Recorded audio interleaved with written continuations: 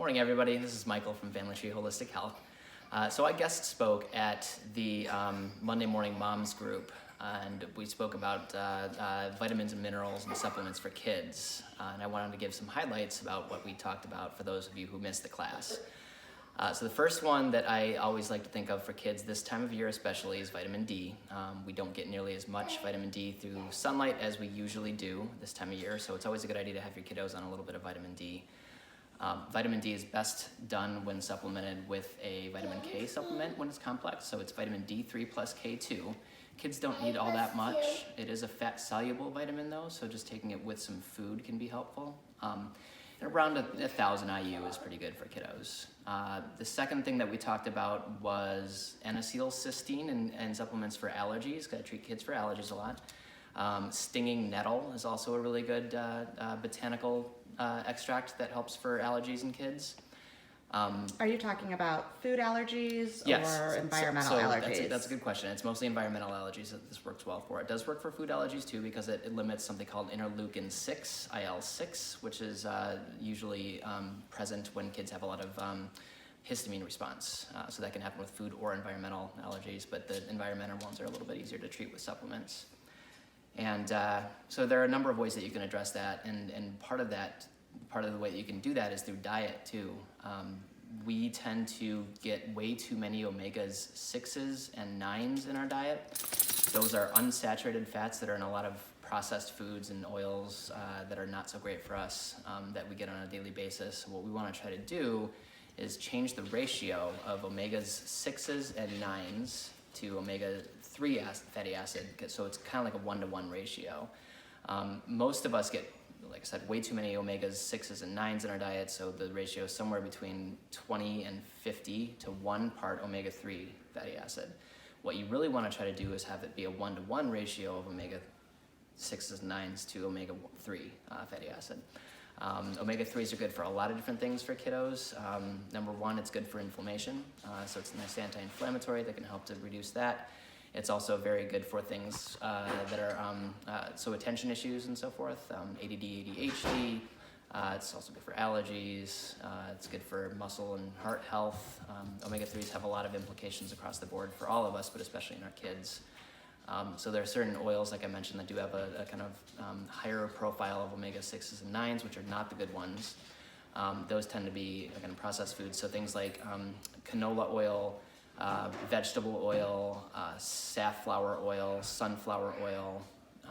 If you see those on labels, that usually means it's a lot of omega-6s and 9s. On the other hand, things like cold-pressed extra virgin olive oil, coconut oil to a lesser extent, peanut oil to a lesser extent as well. Obviously, watch the food allergen component there, but those things have a lot more omega-3 fatty acids in them, which is what you want at the end of the day.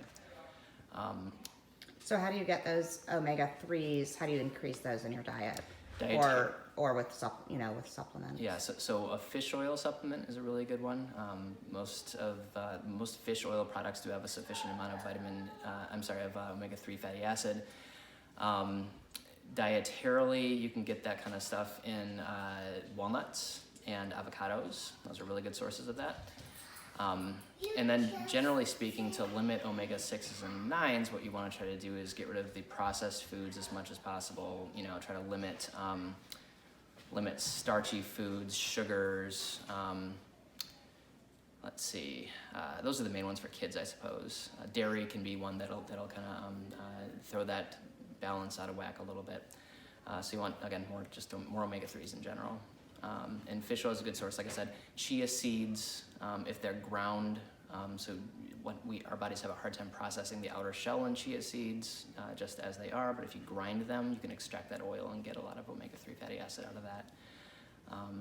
And if you're going to supplement with the omega-3, then it's a good idea probably to just take straight omega-3 instead of a combined 3, 6, 9, since Correct. You're trying to actually decrease the 6 and 9 that you're taking. That's a good point too. So fish oils are always going to be omega-3 fatty acids. If it is a full spectrum omega-3, you want to make sure the label is kind of reflective of, it should be 1-to-1 ratio on there. If it's anything outside of that, it's not worth taking. Okay.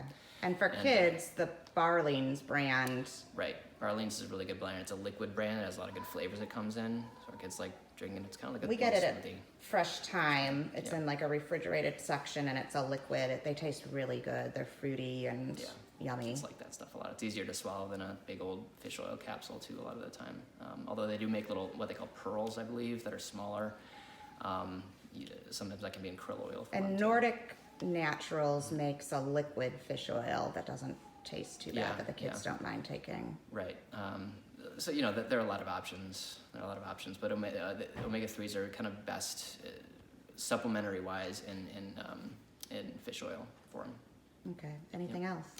Yeah. So the other one that we like to talk about when we talk about things like attention issues and just kind of brain health in general is L-theanine. I wanted to make sure I mentioned that. We get really good results with that for kids who are kind of high strung or have a hard time paying attention in school or have some other behavioral issues going on. Sometimes that'll kind of mellow them out a little bit. I know that when I kind of feel stressed out, I'll take one of those every once in a while. They come in a little chewable, that big or so. And it kind of mellows me out a little bit. So And it's the a really nice brand Suntheanine is a good brand for that. And the supplement is literally the letter L-theanine. THEANINE. Okay. Anything else? I think that's about all we talked about.